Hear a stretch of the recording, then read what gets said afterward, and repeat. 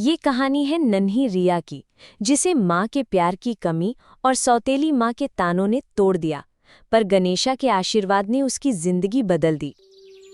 गांव के वे कच्चे पक्के रास्ते, जहां पर बरसात के बाद मिट्टी की एक मीठी खुशबू आ रही थी। 10 साल की नन्ही बच्ची रिया अपने छोटी छोटी कदमों से मंदिर की ओर जा रही थी।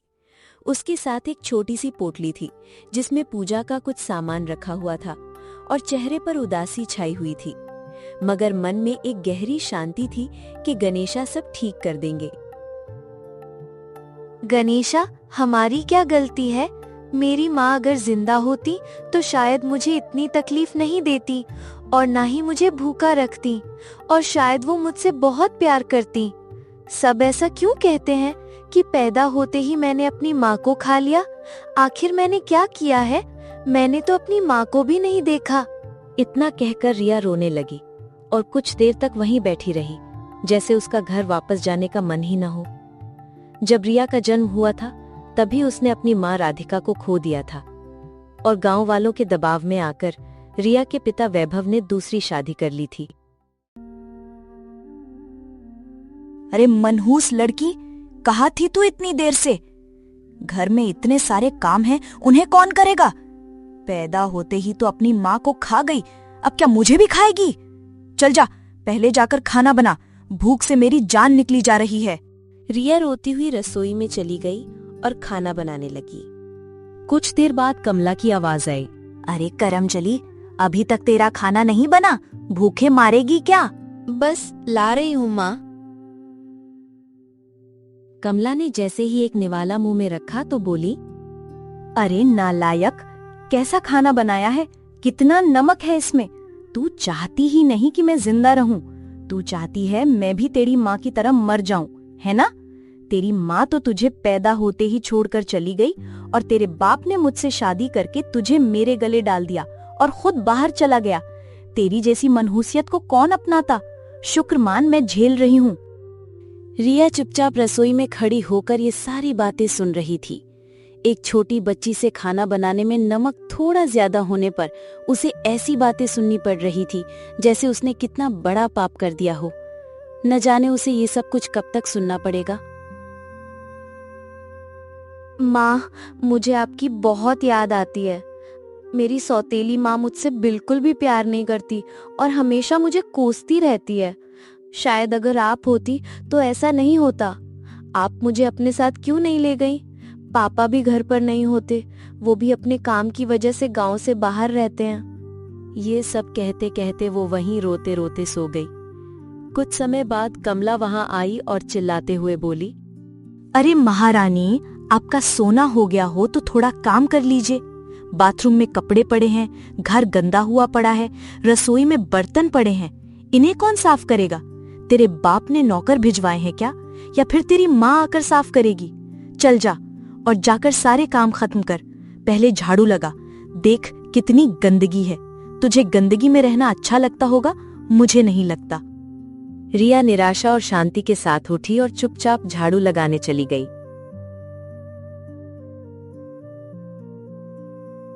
अरे रे, तो एक काम ढंग से नहीं कर सकती? देख इधर कितना कूड़ा है।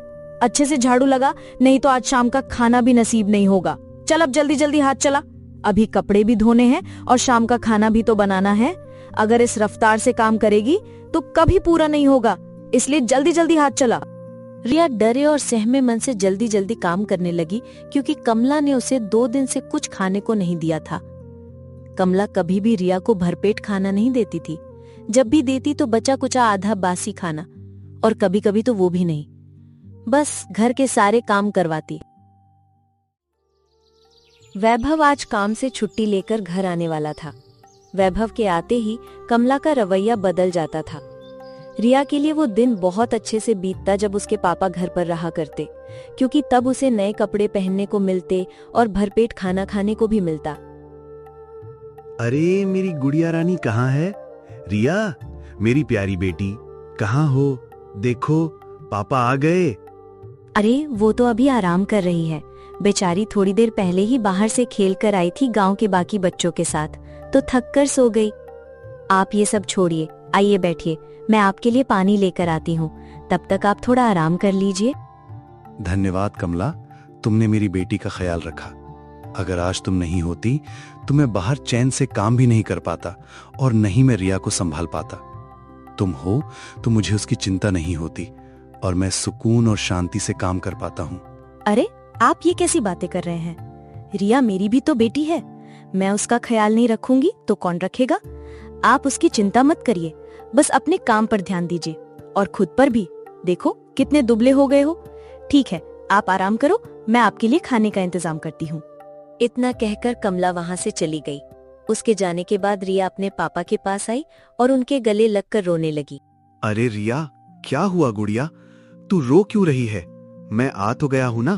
चल, अच्छा बता तुझे क्या चाहिए, हम अभी चलेंगे लेने। मुझे कुछ नहीं चाहिए पापा, मैं बस चाहती हूँ आप यहीं रहो मेरे साथ, या फिर मुझे ही अपने साथ ले चलो। मुझे यहाँ नहीं रहना। मगर क्यों बेटी, तुझे कोई यहाँ परेशान करता है? बता क्या दिक्कत है? रिया अपने पापा को कुछ बता पाती उससे पहले ही उसकी सौतेली माँ रसोई से नाश्ता लेकर आ गई। अरे रिया, क्या हुआ मेरी बच्ची? तू ठीक तो है ना? क्यों रो रही है? पापा को देखकर भावुक हो गई? कोई बात नहीं, पापा कुछ वक्त बाद हमारे साथ ही रहेंगे, परेशान मत हो। चल अब भोजन कर, और आप भी भोजन करिए। रिया अपने पिता से अपने ऊपर बीती सारी कहानी कहना चाहती थी, मगर अपनी सौतेली माँ को देखकर उसकी हिम्मत नहीं हुई कुछ भी कह पाने की।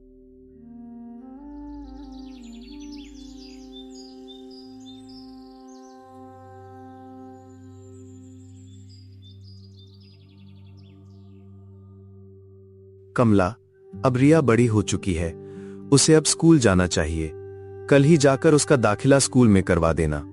कमला ने सिर हिलाया और फिर वैभव को विदा किया।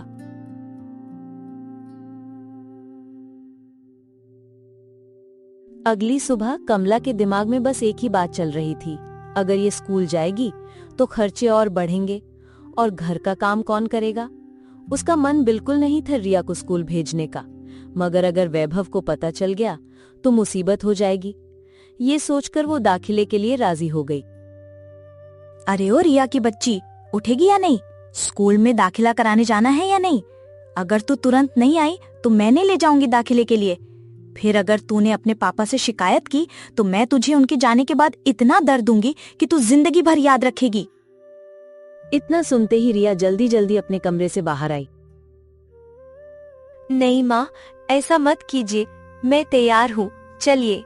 पहले जा, एक कप चाय ले आ, फिर चलूंगी।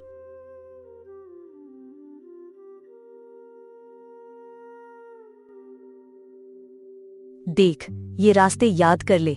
मैं रोज रोज तुझे स्कूल छोड़ने और लेने नहीं आने वाली, खुद ही आ जाया करना, समझी? जी ठीक है माँ, मैं खुद आ जाया करूंगी, आप बस मेरा दाखिला करवा दीजिए। रास्ते में चलते चलते रिया ने देखा कि स्कूल मंदिर के रास्ते में पड़ता था। ये देखकर रिया बहुत खुश हुई, जैसे उसे कोई खजाने की चाबी मिल गई हो। अरे ऐसा क्या देख लिया तूने जो इतनी मुस्कुरा रही है? कुछ नहीं माँ, बस ऐसे ही।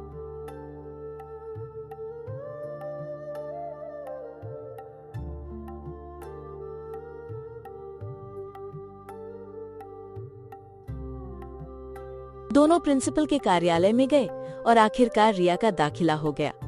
रिया बहुत खुश थी, मगर कमला के चेहरे पर गुस्सा साफ झलक रहा था, पर वो कुछ कर नहीं सकती थी। घर लौटते ही उसने रिया से सारे काम करवाए और उसे वही बासी खाना दिया।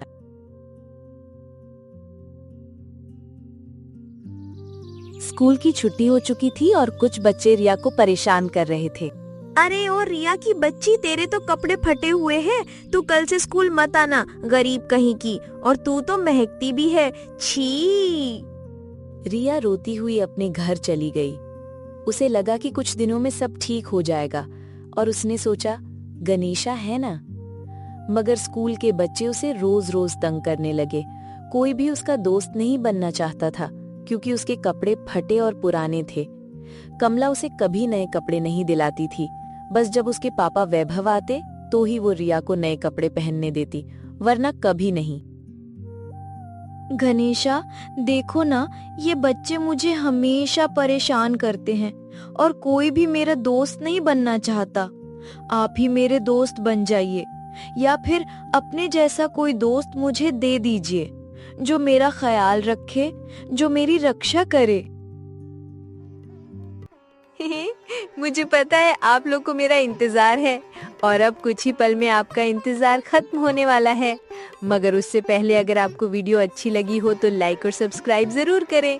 बाकी अब आगे की कहानी देखिए। आ गई महारानी, जाइए अब घर का सारा काम करिए। हमने यहाँ कोई नौकर नहीं रखे हैं जो सारे काम करेगा और आप आराम से बैठकर खाएंगी। माँ, भूख लगी है, क्या मैं पहले थोड़ा खा लूं? क्या खाएगी महारानी? तेरी माँ ने तेरे लिए जो छोड़ा है जा वहीं खा ले। खुद तो मर गई और तुझे मेरे सिर छोड़ गई, मनहूस कहेंगी। रात में मेरे खाने के बाद जो बचेगा वहीं खा लेना। अब जा और जाकर काम कर, कुछ खाने को नहीं मिलेगा। रिया रोती हुई अपने कमरे में चली गई। फिर उसने घर का सारा काम किया और रात में कमला के खाने के बाद जो बचा था वही खा लिया। रिया का पेट कभी नहीं भरता था, मगर वो कुछ कह भी नहीं पाती थी। अगर कहती तो जो मिल रहा था वो भी नहीं मिलता। अगली सुबह जब रिया मंदिर में बैठी गणेशा से बातें कर रही थी, तभी पीछे से एक सुंदर सा गच्छा आया जिसके पास फलों की टोकरी थी। वो रिया के पास बैठा और बोला, अरे क्या हुआ तुम्हें? तुम इतनी उदास क्यों हो? किसी ने कुछ कहा है क्या? चलो अच्छा ठीक है, ये लो पहले कुछ फल खा लो, फिर बताना क्या हुआ है। वैसे तुम्हारा नाम क्या है? मेरा नाम रिया है और मैं उदास इसीलिए हूँ क्योंकि मेरा कोई दोस्त नहीं है। मुझे स्कूल में सब बहुत परेशान करते हैं, कोई मेरा दोस्त नहीं बनना चाहता क्योंकि मेरे कपड़े फटे हुए हैं और मैं गरीब हूँ, शायद इसीलिए। और तुम्हारा नाम क्या है? मेरा नाम गणेश है और मैं तुम्हारा दोस्त बनना चाहता हूँ। तुम दिल की बहुत साफ और बहुत अच्छी बच्ची हो रिया। वो सब तो पागल हैं जो तुम्हें परेशान करते हैं। अब मैं तुम्हारा दोस्त हूँ ना, अब तुम्हें जो भी तंग करेगा मैं उसे सबक सिखाऊंगा और तुम मुझे जब भी बुलाओगी मैं हमेशा तुम्हें वहीं मिलूंगा। क्या सच में? कहीं भी और कभी भी बुला सकती हूँ? हाँ हाँ, कभी भी और कहीं भी, बस एक बार बुलाना, मैं आ जाऊंगा। अरे ओ महारानी, कहाँ थी अभी तक? देख कितने सारे काम पड़े हैं, इन्हें कौन करेगा? चल जल्दी जल्दी इन्हें खत्म कर और मेरे लिए खाना बना। जी ठीक है माँ, मैं अभी खाना बना देती हूँ और घर के सारे काम भी कर देती हूँ। हाँ हाँ ठीक है, अब जल्दी जल्दी जा और सारा काम खत्म कर।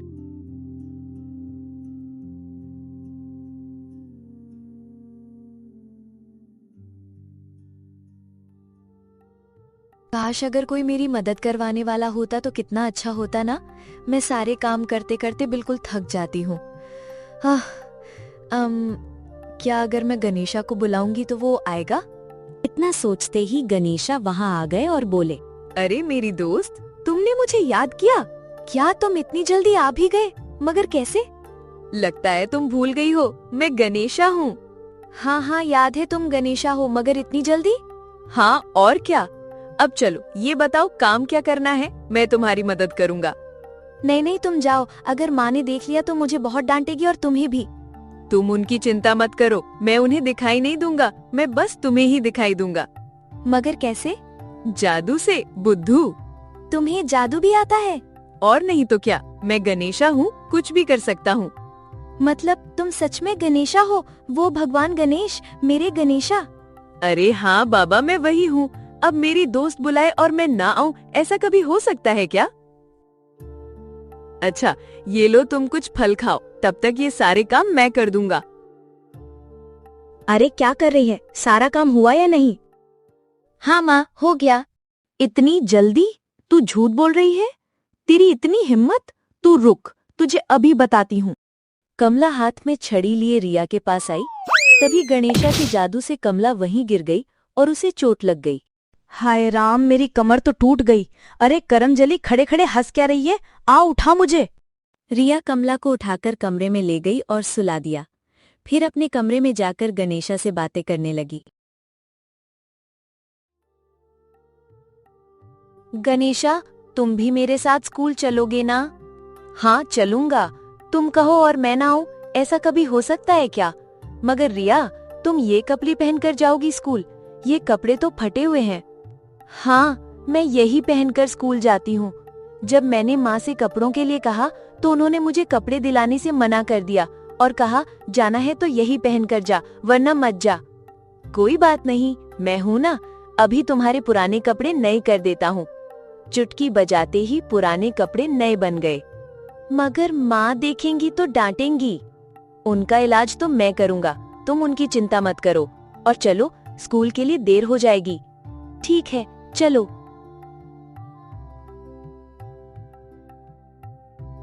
रिया और गणेशा के स्कूल पहुंचते ही बच्चे रिया को देखकर हैरान हो गए, क्योंकि रिया आज सुंदर दिख रही थी और उसके कपड़े भी नए और साफ सुथरे थे। आज रिया घर पर ही थी और आज वैभव बिना बताए घर आ रहा था, जिसकी खबर कमला को भी नहीं थी। अरे मनहूस लड़की, कहाँ है तू? देख, ये सब कितना फैला हुआ है। हाय राम, ये कैसी मुसीबत मेरे गले बांध दी। इसकी माँ तो मर गई, लेकिन इसे अपने साथ नहीं ले गई। अगर ये नहीं होती तो मैं आज कितनी शांति से रहती। और ऊपर से इसके बाप ने इसे स्कूल में भी दाखिला दिला दिया है। हे राम। कमला को नहीं पता था कि वैभव ये सब सुन रहा था और रिया को काम करते हुए भी देख रहा था। उसे उस दिन कमला की सच्चाई का पता चल चुका था। उसे समझ आ गया था कि वो अपनी बेटी को एक गलत इंसान के भरोसे छोड़कर जाता था, और उसे इस बात का बहुत अफसोस हुआ। वो बहुत दुखी हुआ। कमला, ये सब क्या कर रही हो? वो एक छोटी बच्ची है और तुम्हें उससे इतनी दिक्कत है तो पहले बोल देती, मैं तुमसे कभी शादी ही नहीं करता। मैंने तुमसे शादी बस अपनी बच्ची के लिए ही की थी और किसी वजह से नहीं, समझी? तुमने मेरी बेटी को कभी अपनी बेटी समझा ही नहीं। तुम उसे इतने बुरे तरीके से रखती हो और उससे घर का सारा काम करवाती हो। मुझे आज पता चला कि जब भी मैं आता था तो मेरी गुड़िया रोती क्यों थी और मुझे रुकने के लिए क्यों कहती थी। अब तुम्हारा इस घर में रहना सही नहीं होगा। तुम अभी इसी वक्त इस घर से चली जाओ और वापस कभी मत आना। वैभव कमला का हाथ पकड़कर बाहर ले जाने ही वाला था, तभी नहीं पापा, जाने दीजिए माँ को। कहाँ जाएंगी माँ? इनका हमारे अलावा कौन है? प्लीज आप इन्हें घर से मत निकालिए। पापा, इतना गुस्सा मत करिए। रिया की ये सारी बात सुनकर कमला को अपनी गलतियां समझ आने लगी और उसे खुद से घृणा होने लगी। उसे एहसास हुआ कि उसने रिया के साथ जो कुछ भी किया वो गलत था। उसने रिया और वैभव से अपनी गलतियों के लिए माफी मांगी और उसके बाद कमला के अंदर एक नया बदलाव देखने को मिला। धन्यवाद गणेशा, ये सब तुम्हारी वजह से ही संभव हो पाया है। आज पापा और माँ दोनों मुझसे प्यार कर रहे हैं और तुम भी मेरे दोस्त हो। मैं अब बहुत खुश हूँ। अब तुम खुश हो तो मेरा काम समाप्त हुआ। अब मुझे जाना होगा रिया। मगर गणेशा, तुम कहाँ जा रहे हो? तुम्हारे अलावा मेरा कोई दोस्त नहीं है। मैं अब अपने घर जा रहा हूँ, लेकिन जब भी तुम मुझे याद करोगी मैं हमेशा तुम्हारे पास ही रहूंगा रिया। अपना ख्याल रखना।